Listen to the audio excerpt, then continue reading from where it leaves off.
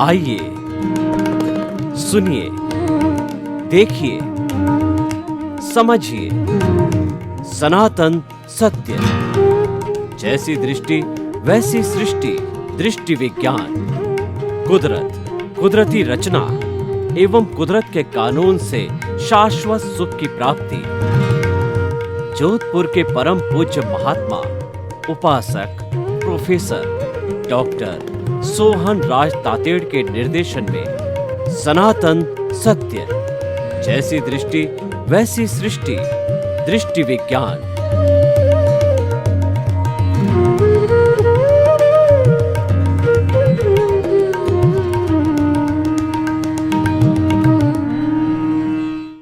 भाई और बहनों, मातृशक्ति को नमन। आज का हमारा अति उत्तम विषय भीतर वाले दादा भगवान। दादा भगवान जो है वो व्यवहार जगत में तो A.M. पटेल, अंबालाल मूलजी भाई पटेल थे, जिनका जन्म भादरण गुजरात के अंदर 1908 को हुआ था और 1958 को उनको दिव्य ज्ञान हुआ, उनको एनलाइटनमेंट हुआ, उनको सारी दुनिया दिखाई देने लग गई। वो खुद कहते हैं मुझे 356 डिग्री का ज्ञान हुआ है।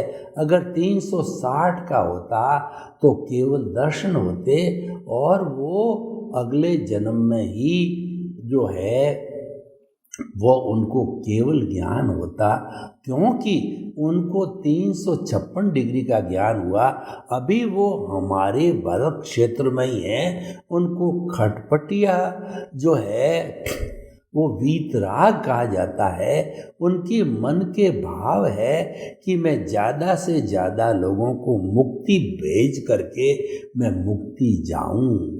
तो ये जीव जो है वो भगवान ऋषभ के पुत्र जो है भरत जी थे, वो चक्रवर्ती थे। उनके कुल 100 भाई थे, 99 बाहुबल जी आदि वगैरह 99 भाइयों को तो भगवान ऋषभ ने क्रमिक मार्ग के अंदर दीक्षा दे करके साधु बना दिया। और राजपाट चलाने वाले सबसे बड़े पुत्र जो भरत जी राजपाट चलाते थे, तो भरत जी ने भगवान ऋषभ से प्रार्थना किया, हे मेरे पिताश्री तीर्थंकर भगवान, आपने मेरे 99 भाइयों को तो मुक्ति का मार्ग दे दिया, वो सभी मुक्ति चले जाएंगे और मैं तो चक्रवर्ती हूँ, कितनी हिंसा करता हूँ, तो मेरे लिए तो नरक का मार्ग हो जाएगा। उनका नहीं, ऐसी बात नहीं है।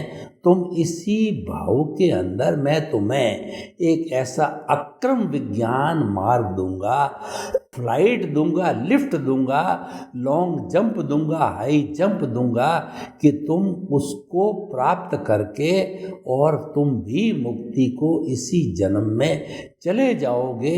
इतना सारा करते करते उस समय में उनके परम सहयोगी ये दादा भगवान का जीव था।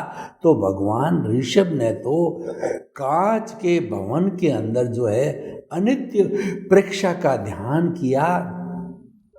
अक्रम विज्ञान के अनुसार उन्होंने अपने केंद्र के अंदर शुद्ध भावों के साथ में जो है प्राण प्रतिष्ठा करके अपनी आत्मा की प्रभु को विराजित किया और उस प्रभु से वार्तालाप करने लगे। यानी कि वो प्रभु से जो है वो तन्मयाकार हो गए। इसलिए जो है वो तन्मयाकार होते होते उनका जो ज्ञान दर्शन 100% शुद्ध हो गया और वो उसी जन्म के अंदर उनको केवल ज्ञान की प्राप्ति हुई और केवल ज्ञान की प्राप्ति होकर के वो मुक्ति को चले गए। तो भाई और बहनों, हम आपको ये बताना चाहते हैं कि वो दादा भगवान का जीव जो है वो 10 लाख वर्ष तक चिंतन करता रहा कि सृष्टि का नियंता कौन है, सृष्टि को चलाने वाला कौन है। तो 1908 में जन्म हुआ, 1958 में सूरत के तीसरे प्लेटफॉर्म पर जो बेंच पे जो विराजमान थे तो उनको साक्षात सृष्टि दिखाई दी और उन्होंने कहा कि कर्ता जो है यह व्यवस्थित शक्ति है, साइंटिफिक सर्कमस्टेंशियल एविडेंसेज है, वही इस कुदरत का संचालन करने वाली। उन्होंने देखा कि 6 द्रव्य है वो कुदरत है, वो 6 द्रव्य है चेतन, अचेतन, गति सहायक, स्थिति सहायक और समय और आकाश। ये 6 तत्व जो है यही कुदरत है और भूत भविष्य वर्तमान में इस पृथ्वी पर ये कुदरत हाजिर है, जिसको ब्रह्मांड कहते हैं, सृष्टि कहते हैं, पृथ्वी कहते हैं, लोक कहते हैं। और इसके बाहर जो अलोक है उसमें केवल एक द्रव्य है, वो है हमारा स्पेस। और इस लोक के अंदर एक सुई की नोक जितनी भी खाली जगह नहीं है जहाँ पर ये 6 द्रव्य ना हो। ये 6 द्रव्य मिलकर के जो है वह इस पूरी सृष्टि का संचालन करते हैं। कोई ईश्वर इस सृष्टि का संचालन नहीं करता है और 6 द्रव्य का हर एक का अलग अलग काम है। वो ये लंबा विषय उसमें नहीं जाना चाहता हूँ। तो कर्ता व्यवस्थित शक्ति ये उनको मालूम हुआ और 1962 में उनके भतीजे चंद्रकांत जी ने ये कहा कि तुम तो जो मेरे दादा तो हो व्यवहार जगत के, पर मेरे नहीं है, संपूर्ण दुनिया के आप दादा हो। तो उस समय उनका नाम जो है वो प्रतिबोधित हुआ दादा भगवान। परंतु उन्होंने A.M. पटेल ने, अम्बालाल मूलजी भाई पटेल ने इस जो है नाम के साथ बताया कि दादा भगवान मैं नहीं हूँ, दादा भगवान तो भीतर विराजमान शुद्ध आत्मा भगवान है जो हर जीवित प्राणी में एक समान विराजमान है। घोड़ा, गधा, ऊंट, गाय, भैंस, बैल, 24 तीर्थंकर और सिमंदर स्वामी मेरे में, आप में, सब में वही समान रूप से विराजमान है। सामान्य दृष्टि से आत्मा में कोई भेद नहीं है और जो भेद दिखाई देता है वो हर एक के अलग अलग भाव कर्म होते हैं जो बाद में द्रव्य कर्म बनते हैं। उदय प्रारब्ध होता है, उसी के अनुसार उनको शरीर गति, स्थिति गति जो है वो उनको मिलती है। तो इस तरीके से उन्होंने जो ये परिभाषा दी, तो दादा भगवान किसी व्यक्ति का नाम नहीं है, हर जीवित आत्मा के भीतर विराजमान शुद्ध आत्मा भगवान को निर्दोष दृष्टि से दर्शन कर उनको नमन करता हूँ। ये दार्शनिक दृष्टिकोण है। और उन्होंने जो 5 आज्ञा दी, पहली आज्ञा रिलेटिव, दूसरी रियल और तीसरी कर्ता व्यवस्थित शक्ति, चौथी फाइलों का संभावपूर्वक निपटारा करना और 5वीं आत्मा के बही खाते के अंदर शुद्ध आत्मा के बही खाते में रकम जमा करना। तो संक्षेप में मैं आपको बता देना चाहता हूँ, क्योंकि दादा भगवान से जुड़ा हुआ है तो उनकी यूनिक खोज थी, प्रतिष्ठित आत्मा थी, वही भाव तंत्र होता है और वही कार्बन शरीर बनाता है। तो पहली आज्ञा रिलेटिव, यानी कोई भी हमारे सामने जीवित आत्मा का प्राणी आवे, मान लीजिए हमारे सामने हमारे बड़े भाई आ गए और बड़े भाई IAS ऑफिसर है, तो हम उसको ये कहेंगे कि व्यवहार दृष्टि से ये मेरे बड़े भाई है और जो है ये IAS ऑफिसर है। ये तो उनका रिलेटिव परिचय हो गया। परंतु रियल परिचय ये है कि उनके भीतर शुद्ध आत्मा भगवान विराजमान है, उसको निर्दोष दृष्टि से दर्शन करके उनको नमन करता हूँ। यानी कि वो रिलेटिव और रियल दोनों का मिक्सचर है। तो ये मेरी दृष्टि के अंदर ये हमको ज्ञान प्राप्त हो जाता है। तो ये सम्यक ज्ञान है, यानी कि ये शरीर मेरा नहीं है, ये तो मन वचन काया का पुतला है जो कुदरत के अधीन है। और ये जो है द्रव्य कर्म के अनुसार जो है कुदरत इसको भुगतान कराती है द्रव्य क्षेत्र काल भाव से, तो ये तो कुदरत से बंधा हुआ है, ये परिणाम है, ये इसको पुरुषार्थ मानना ये भूल है, ये मिथ्या ज्ञान है। सम्यक ज्ञान तो ये है, ये अलग है। और दूसरी आज्ञा है वो मिलकर के, प्रथम और दूसरी आज्ञा मिलकर के मेरे हिसाब से वो सम्यक ज्ञान बनता है कि मैं मन वचन काया जो मेरा भुगतान है ये भी चलेगा, क्योंकि ये मेरा भाव तंत्र है। पिछले जन्म में मैंने कॉजेज डाले, तो दुनिया का, सृष्टि का, प्रकृति का नियम है कि where there will be cause there will be effect definitely. Without the cause there is no effect at all.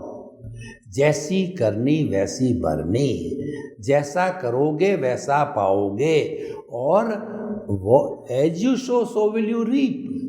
तो ये तो कॉज एंड इफेक्ट के रूल पर चलता है। इसका अपवाद हमारे तीर्थंकर 24 तीर्थंकर भगवान भी नहीं है, तभी उन्होंने कर्मों का भुगतान अपने अंतिम समय के अंदर किया, और केवल ज्ञान की प्राप्ति करके वो तीर्थंकर भी सिद्ध बुद्ध मुक्त बने, और जितना केवली होते हैं वो भी जो है सिद्ध बुद्ध और मुक्त बनते हैं, क्योंकि वह इस भुगतान को जीरो कर देते हैं। प्रतिष्ठित आत्मा को दादा भगवान के अनुसार प्रतिष्ठित आत्मा जीरो हो जाती है, मन से हम अमन हो जाते हैं, और 14वां गुण स्थान आता है अ उ री ली। ये 5 शब्द बोले जितने के अंदर हमारा इस जीवन का व्युत्सर्ग हो जाता है। पहले हम जो है मन का भी उत्सर्ग होता है, वचन का भी उत्सर्ग होता है, उसके बाद में 2/3 आत्मा की अवगाहना लेकर के, अवगाहना वो कोई भी जो है कहना थ्योरिटिकल है, खाली नाम दिया गया है वो, और वह ज्योति ज्योति में मिल जाती है, यानी सिद्ध शिला में जाके विराजमान होकर के स्वयं ईश्वर बन जाते हैं। और वो ईश्वर है वह जो सच्चिदानंद बन जाता है। सच्चिदानंद का अर्थ हो गया कि वह सत का मतलब अविनाशी हो जाता है, चित्त का मतलब वो ज्ञान दर्शन वाला है, और आनंद उसका लक्षण हो जाता है।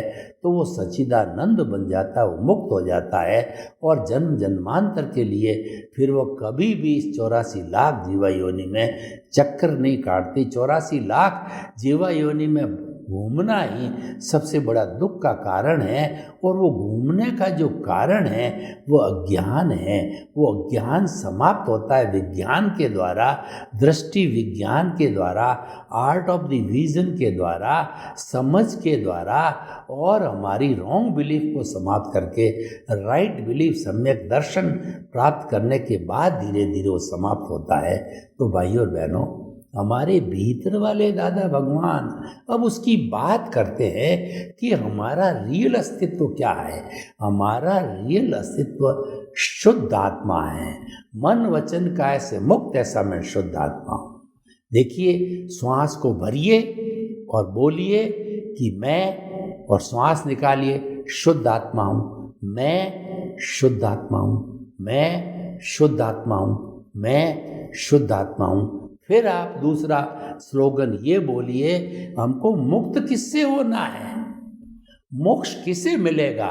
मोक्ष मिलेगा मन वचन काया की मुक्ति से, यानी हमारा व्यवहार जगत समाप्त होने से, यानी हमारी कॉजल बॉडी पूरी समाप्त होने से, यानी कि हमारी प्रतिष्ठित आत्मा जिसके अंदर लाइव भाव पड़ते हैं वो समाप्त होने पर, यानी मन जो है वो हमारा भाव बीज डालता है, तो वो समाप्त होने पर, अमन बनने पर, प्रतिष्ठित आत्मा समाप्त होने पर, कॉजल बॉडी समाप्त होने पर, कर्म शरीर, लिंग शरीर जीरो होने पर, और कुल मिलाकर के अज्ञान जब संपूर्ण रूप से विज्ञान के द्वारा इरेज हो जाता है, तब हम जाकर के सिद्ध बुद्ध और मुक्त बनते हैं।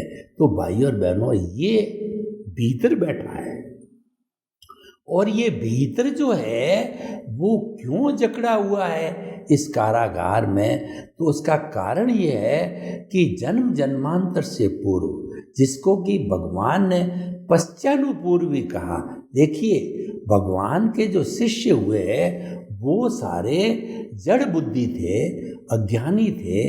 तो उन्होंने भगवान से प्रश्न किया, प्रभु इस जो है शुद्ध आत्मा को इस जड़ तत्व कर्म शरीर से कहिए या कॉजल बॉडी से कहिए या अज्ञान कहिए, उसके साथ जुड़ने की क्या व्यवस्था आ गई और ये कब से इसके साथ में जुड़ा हुआ है? तो इसका उत्तर समय की अवधि का भगवान को पता नहीं था। तो भगवान ने प्रति उत्तर किया अपने शिष्यों को कि आप बताइए कि पहले मुर्गी हुई या पहले अंडा हुआ। सभी शिष्य ये चिंतन करने लगे कि अंडे बिना मुर्गी नहीं हो सकती, मुर्गी के बिना अंडा नहीं हो सकता। तो फिर वो कोई निष्कर्ष पर नहीं पहुँचे। भगवान से प्रार्थना की, प्रभु हम सब अज्ञानी हैं, आप ज्ञानी पुरुष हो, आप केवल ज्ञानी हो, आप ही बताइए। तो भगवान ने कहा इसका उत्तर मुझे भी पता नहीं है। उन्होंने कहा आगे से प्रश्न नहीं करना। पश्चानुपूर्वी यानी जन्म जन्मांतर से जुड़े हुए हैं और वो जुड़े हुए रहेंगे, क्योंकि उसकी विटनेस किसी समय में इस चेतन ने जड़ की विटनेस दे दी। यानी कि हम सांख्य की भाषा में बात करें तो प्रकृति और पुरुष, ये जो हमारा जड़ तत्व कार्बन शरीर है, अज्ञान है, कॉजल बॉडी है, ये प्रकृति है, ये भुगतान से जुड़ा हुआ ये जड़ है। ये हमारा जो उदय और प्रारब्ध है, ये हमारा लेना देना है, ये हमारा कर्जा है, ये हमको चुकाना पड़ेगा। और पुरुष जो है हमारे भीतर जो शुद्ध आत्मा ब्रह्म स्वरूप आत्मा है, वो इस शरीर के अंदर ही है। वो अभी ब्रह्म बना नहीं है। वो ब्रह्म कब बनेगा, वो शुद्ध कब बनेगा, वो मुक्ति को कब जाएगा, सिद्ध शिला में कब जाएगा कि ये प्रकृति नष्ट हो जाएगी, जीरो हो जाएगी समूल नष्ट होने से।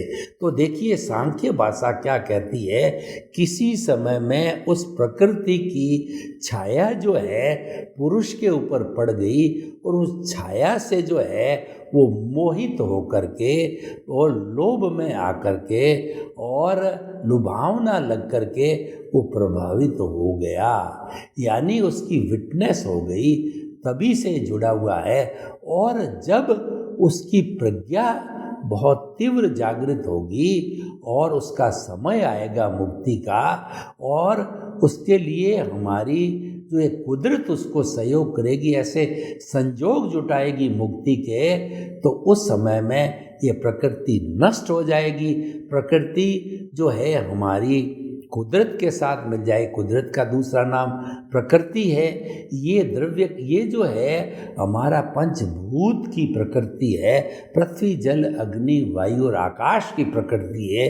ये सत्व रजस और तमस की प्रकृति है।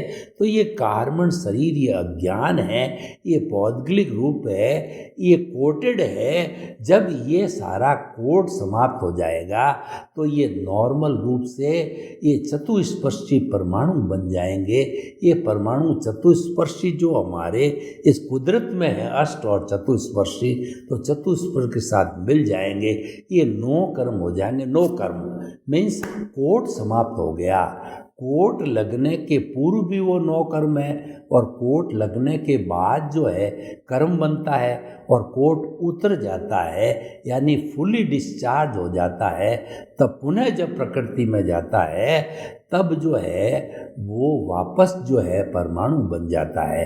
इसीलिए कहा जाता है कि इस कुदरत की जो है, आइंस्टीन ने क्या बताया, इस सृष्टि की जो energy is equal to mc²। m का मतलब है पूरे ब्रह्मांड का मास, c² कांस्टेंट है। यानी कि इस पूरे ब्रह्मांड की जो एनर्जी है, पॉजिटिव नेगेटिव दोनों की कंबाइंड एनर्जी है, वो ना कभी घटती है ना बढ़ती है। हर जन्म में भूत भविष्य वर्तमान में सदा एक होती है। उसका ट्रांसफॉर्मेशन होता है, उसका रूपांतरण होता है कि ठोस द्रव में बदलता है, द्रव गैस में बदल जाता है और गैस वाइब्रेशन में बदल जाती है। मैं जो बोल रहा हूँ ये वाइब्रेशंस कैमरे में ऑडियो वीडियो रूप में कैच होते हैं और यहाँ से वीडियो बन करके वो जो हमारे मोबाइल के अंदर, इंटरनेट के ऊपर, टीवी के ऊपर, देश में विदेश में पूरे ब्रह्मांड आजकल जो है सैटेलाइट से जुड़ा हुआ है। हमारी सारी दुनिया के 210 कंट्री सैटेलाइट से जुड़े हुए हैं। हर एक को अपना अपना कोड है।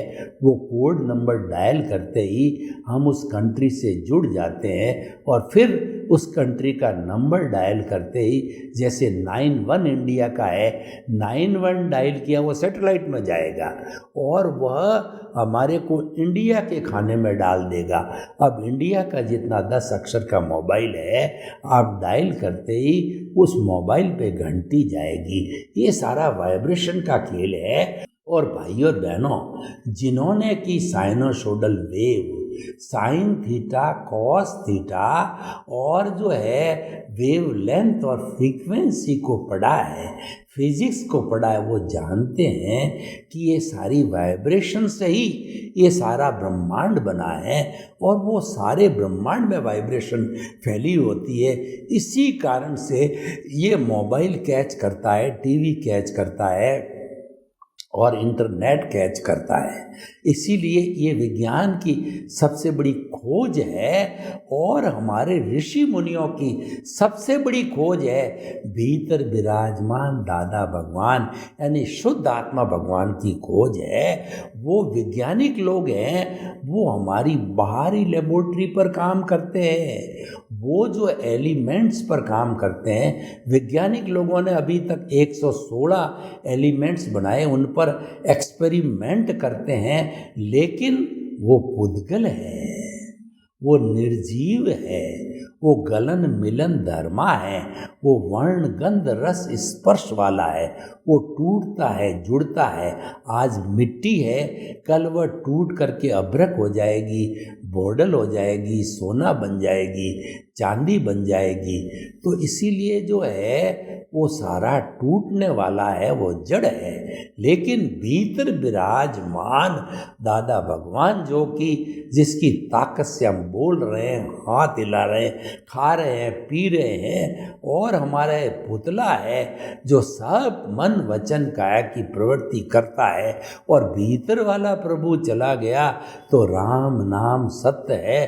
परिवार वाले कहते हैं आइए जल्दी आइए, उसका भुगतान समाप्त हो गया। जो मन वचन काया रूपी पुतला है वो तभी तक काम करता है कि उसका भुगतान से जुड़ा हुआ है, हिसाब से जुड़ा हुआ है। देखिए, बैंक से हमने 10,000 रुपये का कर्जा लिया तो वो हमारे डेबिट हो गया और उसके बाद में 1,000, 2,000, 500 जैसे जैसे डालते गए क्रेडिट होता गया और पूरा 10,000 रुपया पूरा क्रेडिट हो गया तो डेबिट क्रेडिट कट करके और वो हमारा अकाउंट क्लियर हो गया, ज़ीरो हो गया। तो उसी तरह से ये भुगतान सारा जो है हम भुगत करके और नया नहीं बढ़ावे। नया लाइव चार्जिंग बंद है और खाली डिस्चार्ज चल रहा है तो डिस्चार्ज एक दिन कुछ भवों में समाप्त हो जाएगा और कुछ ही भवों में हम सिद्ध बुद्ध और मुक्त बन जाएंगे।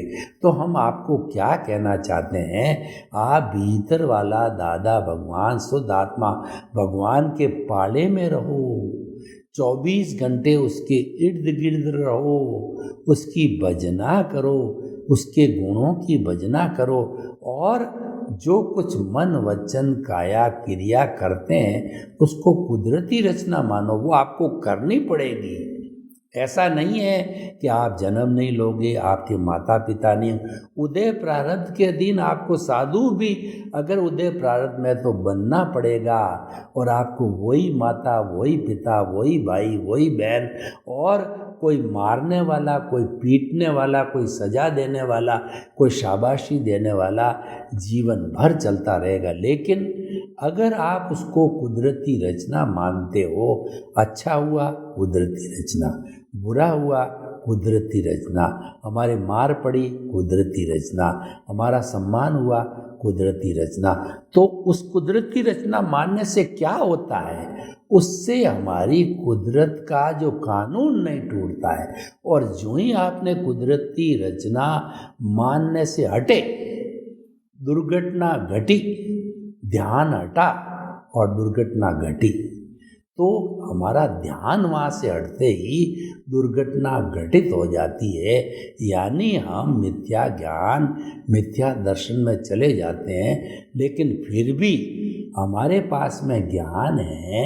अगर हमारा एनलाइटनमेंट हुआ है तो प्रज्ञा हमको खींच के लाएगी कि तू कहाँ जा रहा है, तू तो ज्ञानी पुरुष है, तू तो अज्ञा से स्पर्श हो रहा है, तू तो प्रकृति से स्पर्श हो रहा है, वो तो तेरा भुगतान है, उसके साथ तन्मयाकार नहीं होना है, उसके साथ जुड़ना नहीं है, उसमें तो तुम्हारे को वेद विज्ञान करना है, जुदापन की जागृति करना है, ज्ञाता दृष्टा बनना है, साक्षी भाव रखना है। यानी शरीर अलग है, मैं अलग हूँ, ये शरीर तो मेरा पड़ोसी है, ये शरीर तो मेरी नाभि के भीतर रहता है, सोहन राज रूपी पुतला नाभि पे रहता है, और मैं तो जो है ये टीकी लगाते वहाँ पर मेरी प्रज्ञा बेटी, और मेरा संवर, मेरा संभाव, मेरी 5 आज्ञा, हम जो है सब भाव सत्ता के रूप के अंदर यहाँ आराम से रहते हैं। और ये प्रभु है जिसके साथ हम रहते हैं, ये तो अक्रिया है, लेकिन हमारी भाव सत्ता प्रज्ञा बहन है, वही उसका प्रतिनिधि करता है, वो मोक्ष की प्रतिनिधि है। तो भाइयों और बहनों, भीतर वाला प्रभु, भीतर वाला दादा भगवान के अकाउंट में रहिए तो निश्चित तौर से कुछ भवों में मुक्ति को प्राप्त होंगे और भगवान तक टल जाएगा। सर्वे भवन्तु सुखिनः, सर्वे सन्तु निरामया।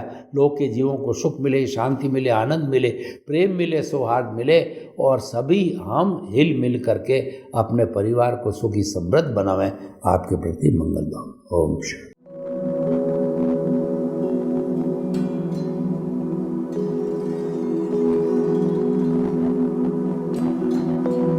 एक ऐसा अंतर्राष्ट्रीय ख्याति प्राप्त मानव जो गुरु प्रेरणा से पिछले 20 वर्षों से वानप्रस्थ जीवन जीते हुए 24 घंटे मानवता की सेवा में संलग्न है। एक ऐसा मानव जो अभी राष्ट्रीय, अंतर्राष्ट्रीय टीवी चैनलों पर 7,500 एपिसोड के माध्यम से सनातन सत्य, आत्मविज्ञान एवं पुनरुत्थान व्यवहार एवं निश्चय जगत के जीवनोपयोगी विषयों पर हृदय स्पर्शी प्रवचन कर चुका है। उस मानव का नाम है महात्मा उपासक प्रोफेसर डॉक्टर सोहन राज तातेड़। प्रोफेसर तातेड़ द्वारा योग, दर्शन, शिक्षा विषयों पर रचित पीएचडी स्तर के 250 शोध ग्रंथ भारत के 100 प्रतिष्ठित विश्वविद्यालयों में शोधार्थी पढ़ रहे हैं तथा वे सभी शोध ग्रंथ वहां की सेंट्रल लाइब्रेरियों में उपलब्ध हैं।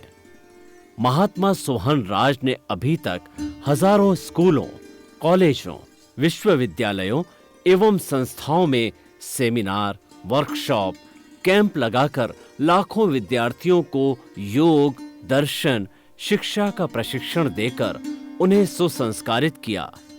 डॉक्टर तातेड़ ने भारतीय संस्कृति उत्थान के 4000 से अधिक समसामयिक विषयों पर आर्टिकल लिखकर ऑनलाइन जर्नल, पत्रिकाओं, वेबसाइट्स पर प्रकाशित किया, जिसका उपयोग लाखों पाठक कर रहे हैं। उपासक तातेड़ के 5000 से अधिक आज का सुविचार, आज का शुभ संदेश, आज का मंगल भावना योग आदि चिंतन websites, Twitter, blogger, Facebook, YouTube माध्यमों से लाखों लोग अपना जीवन निर्माण कर रहे हैं। मानवता के मसीहा ऐसे महामानव महात्मा सोहन राज तातेड़ के प्रोफाइल को अभी तक विश्व के 20 लाख दर्शक यूट्यूब पर, 12 लाख गूगल पर एवं लाखों दर्शक फेसबुक, ब्लॉगर, ट्विटर और इंस्टाग्राम पर देख चुके हैं।